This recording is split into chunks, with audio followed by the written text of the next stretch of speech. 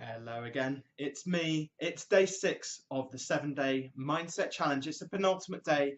Fantastic job that you managed to make it through to day 6, because I know how hard these challenges can sometimes be. That's why they're called a challenge.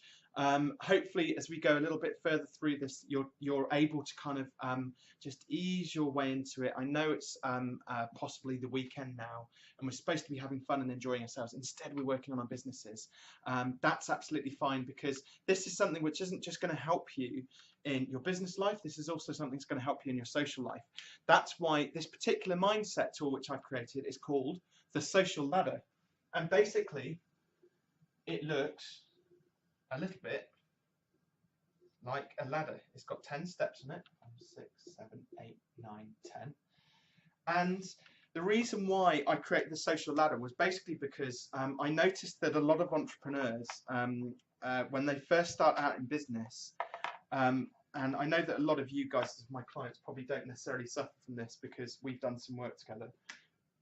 But when we go to bed at night and we're imagining our business, our lives, ourselves, like there's this element of like, what's the word I'm looking for? Like, there's a big thing about like people wanting to be famous at the moment. So like getting onto TV and that 5 minutes of fame and stuff like that. And that's because they feel that 5 minutes of fame is going to elevate them somehow to be like a 10. So imagine, like in my industry, there are some fantastic business coaches out there doing wonderful like group coaching programs, one-to-one coaching and things like that, earning like mega bucks.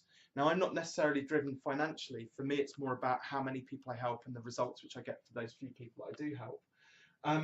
However, we have these kind of like visions of grandeur. So when we launch ourselves in our business and we daydream about where our business could go, for example, we kind of put ourselves out on that pedestal. It's a little bit like, imagine as an entrepreneur that you see yourself as Richard Branson.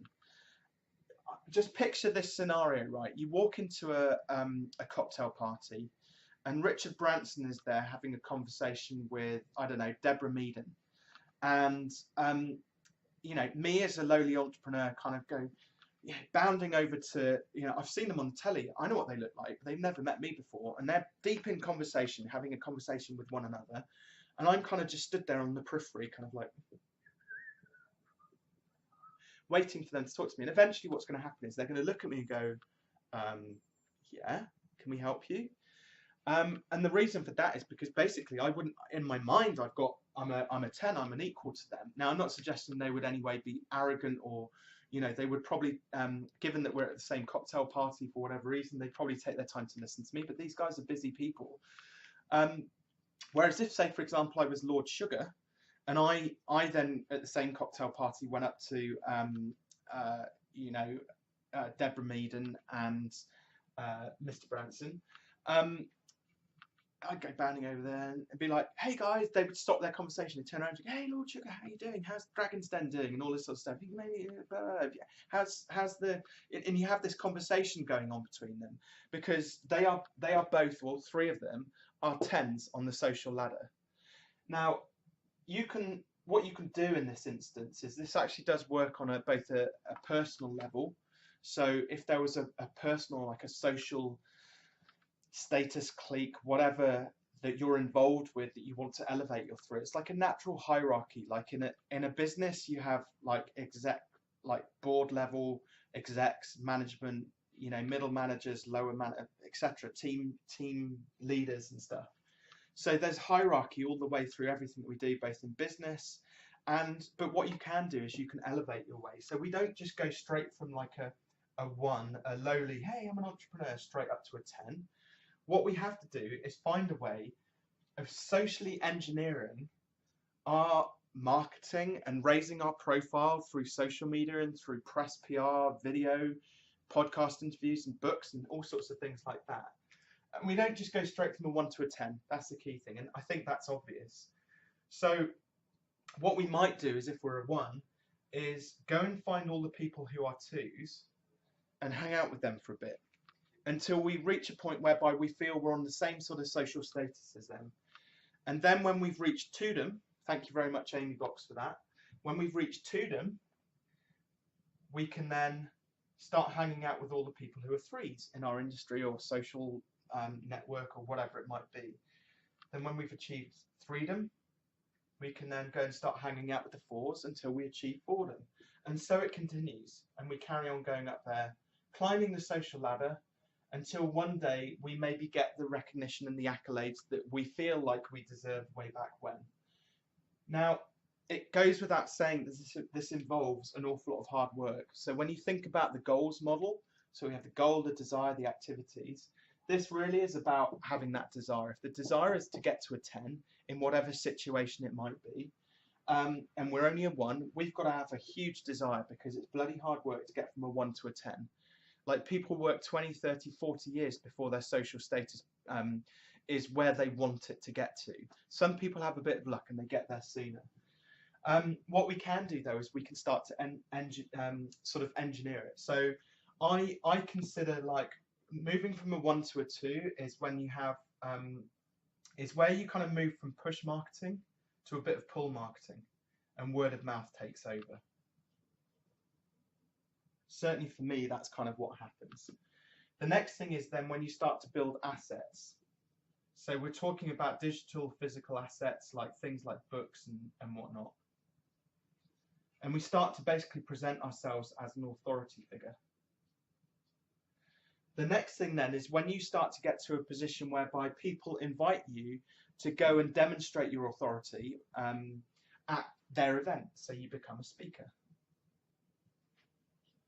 And then maybe step number 5, certainly for me, is when you then start to own your own networks. So, you know, StroudNet, and I may not have them in the right order. Your order may look very different, and this is what I'm going to invite you to do in the worksheet.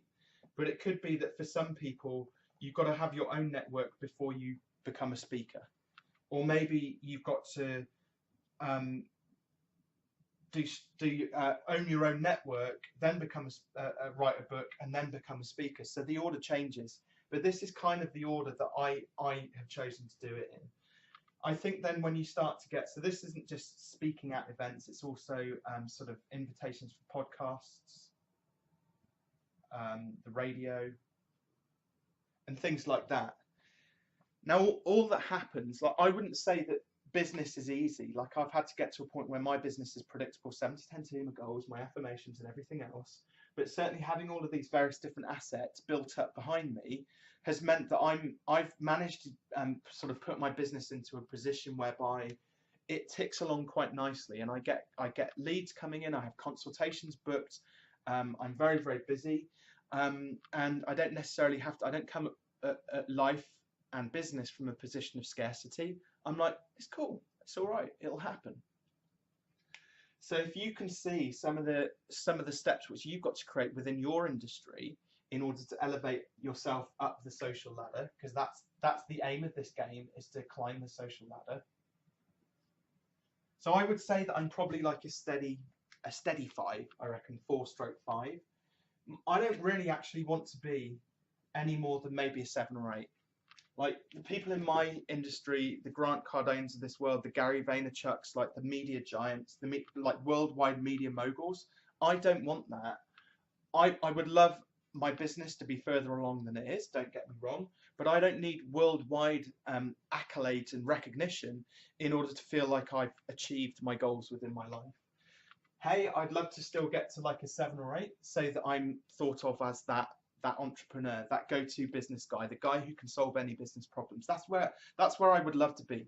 You know, half a dozen books out there rather than just 2, which are all bestsellers, which are there's kind of feedback coming in all the time. Thanks so much for that book. Thanks so much for that tip, that video, or whatever it might be. It could be, you know, maybe it's like, I don't know, TV appearances here. So they trust you enough to put you in front of the TV cameras. There could be any number of other, and this is like the Dragon's Den type thing. So that's like the Made It sort of level, you know, where you get kind of your own TV show, not just a TV appearance, but like your own TV show. So that's day 6 of the Mindset Challenge. And just to remind you, I've kind of rambled on a bit there, but just to remind you what the mindset is, it's about pacing yourself.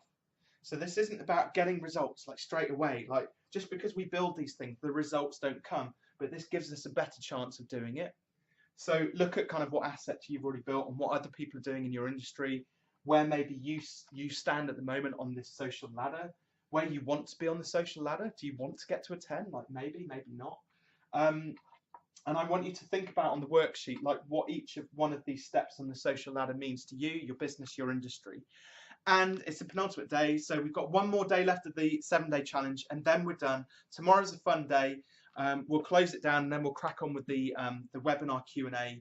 And I hope you enjoy the social ladder. This is one that I don't talk about enough, but it's quite a nice aspirational mindset tool which I use to get people thinking about kind of where they are, where their goals, where they want to be, how they want to be perceived, and all sorts of things like that. It's a very inward-looking tool to analyze like just the fun side of business, like all of this stuff. If you look at it, it's quite fun, and that's what business should be about. So thank you. That was day 6 of the 7-day challenge. Got one more day to go. Download the worksheet, put your comments onto the Facebook stream, and then I will catch up with you tomorrow.